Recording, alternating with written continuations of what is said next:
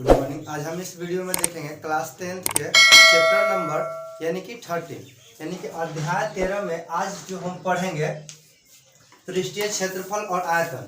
इससे पहले वाले वीडियो में हम पढ़ चुके हैं आयत कि आयत किसे कहते हैं और आयत का सूत्र क्या होता है और आयत से संबंधित जितने भी प्रश्न होते हैं उस सभी प्रश्न को हल करने के लिए जान चुके हैं।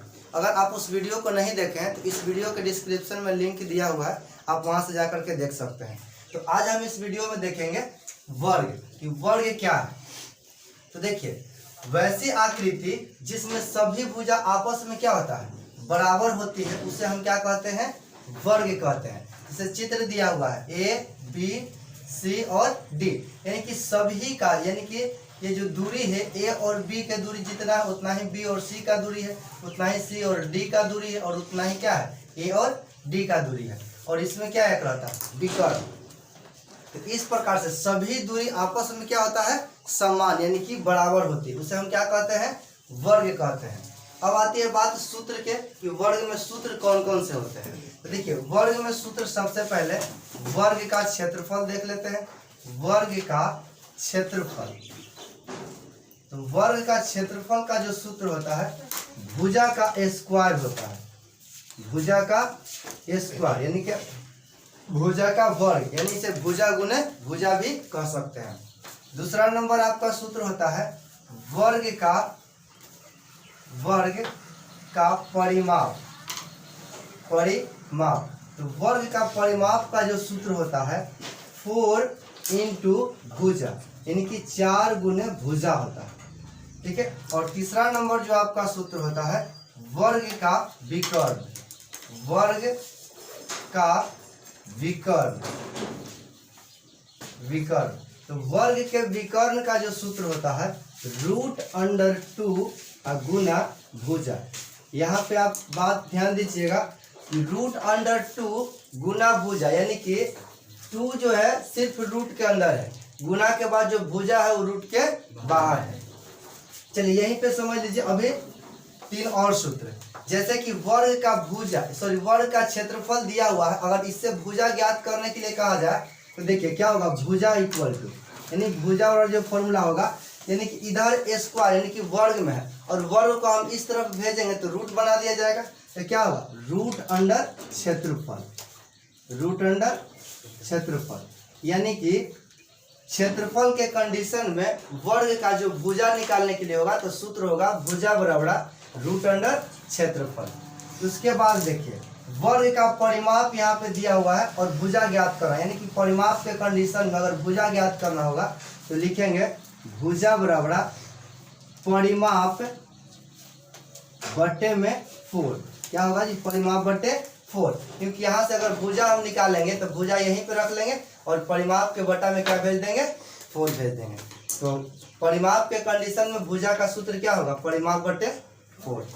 चलिए उसी प्रकार से तीसरा नंबर सूत्र आता है वर्ग का विकर्ण। तो वर्ग का विकर्ण का सूत्र आप देख लें कि √2 गुने भुजा, लेकिन विकर्ण के कंडीशन में अगर भुजा ज्ञात करने के लिए होगा तो लिखेंगे वर्ग का भुजा बराबर, देखिए विकर्ण, इसको भेजेंगे बटा में √2, तो लिखेंगे विकर्ण अब बटे में √2। इस प्रकार से आपका सूत्र है, यानी कि 3 गो आपका मेन सूत्र है। अगर तीनों सूत्र आप याद रखते हैं तो ये तीनों सूत्र आप यानी कि अपने आप बना सकते हैं या फिर याद आपको हो जाएगा, है कि नहीं। तो इस तीनों सूत्र को आप पहले याद रखिएगा। इसके बाद हम जो इससे संबंधित जितने भी प्रश्न हैं उसे हम हल देखते हैं। ठीक है, आप पहले इसे नोट कर लीजिए।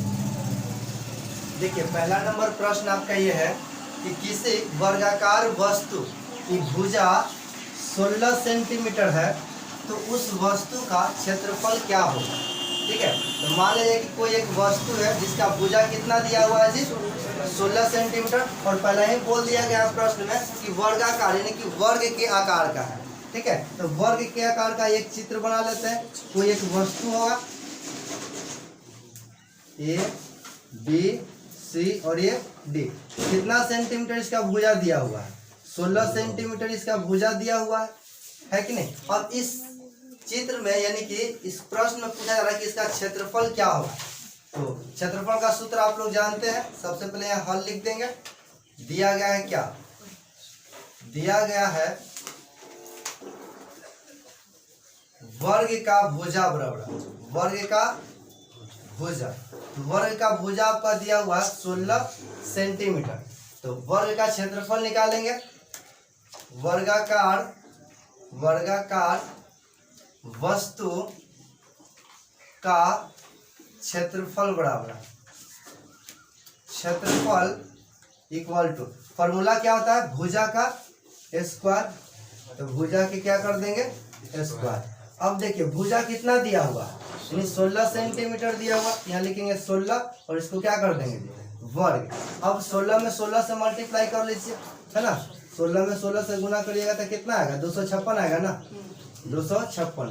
तो देखिए 256 सेंटीमीटर के स्क्वायर, क्षेत्रफल में क्या आता है स्क्वायर ना, यही आपका क्या हो जाएगा आंसर हो जाएगा, नोट कर लीजिए। अब इसके बाद हम दूसरा नंबर प्रश्न को देखेंगे। दूसरा नंबर प्रश्न ये है कि एक गिफ्ट बॉक्स जो वर्ग के आकार का है, यानी कि कोई एक गिफ्ट बॉक्स है जो किस आकार में है वर्ग के आकार में है, उसका परिमाप क्या हो, यानी उसका परिमाप क्या होगा जबकि भुजा 47 यानी 47 मीटर दिया हुआ है। यानी कि एक गिफ्ट बॉक्स है जिसका भुजा दिया हुआ है 47 मीटर और उसका परिमाप आपसे पूछा जा रहा है, ठीक है। तो जब हल करेंगे तो लिख लेंगे, पहले दिया गया है भुजा कितना दिया हुआ है, भुजा 47 मीटर दिया हुआ है ना। अब आपसे क्वेश्चन पूछा जा रहा है कि परिमाप क्या होगा, तो लिखेंगे गिफ्ट बॉक्स का परिमाप बराबर, गिफ्ट बॉक्स का परिमाप बराबर, तो वर्ग का परिमाप का सूत्र प्रयोग करेंगे यहाँ पे। तो वर्ग का परिमाप का सूत्र क्या होता है 4 गुना भुजा। अब यहाँ देख लीजिए 4 गुना भुजा कितना दिया हुआ है 47 यानी कि 47, तो 47।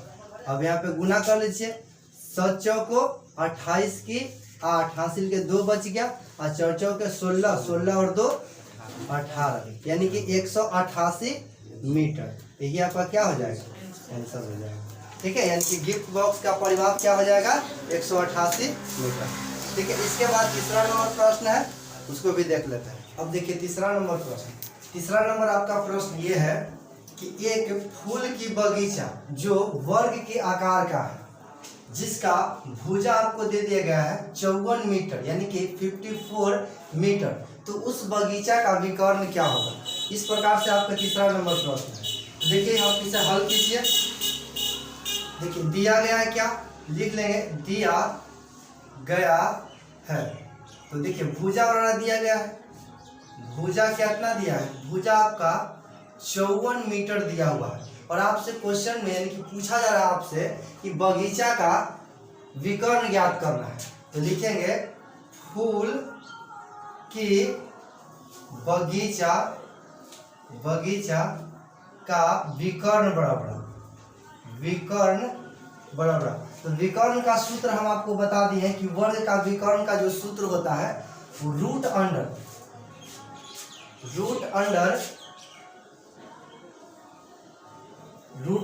2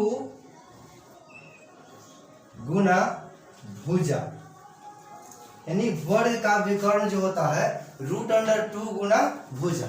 अब यहाँ देखिए रूट अंडर 2 इंटू भुजा का आपका मान कितना दिया हुआ है, तो भुजा का जो दिया हुआ है मान आपका 54 दिया हुआ, तो यहाँ लिख देंगे 54, ठीक है। अब देखिए इस प्रकार से जब गुना कीजिएगा तो 54 को पहले लिख लीजिए 54 और रूट अंडर कितना लिख देंगे 2। अगर मीटर में दिया हुआ तो यहाँ मीटर में आंसर आएगा और सेंटीमीटर में दिया हुआ होगा तो सेंटीमीटर में, यही आपका क्या हो जाएगा आंसर हो जाएगा, ठीक है। इस प्रकार से आप हल कीजिएगा। इससे संबंधित और भी आपके क्वेश्चन आएंगे जो बहुत आसान तरीके से आप बना सकते हैं, ठीक है। बाकी के अगर जो भी क्वेश्चन में आपको अगर दिक्कत होगा तो आप प्लीज़ कमेंट में कमेंट कर दीजिएगा, कमेंट बॉक्स में हम उस प्रश्न को भी आपको हल करके बता देंगे। तो चलिए अब हम मिलते हैं नेक्स्ट वीडियो में, तब तक के लिए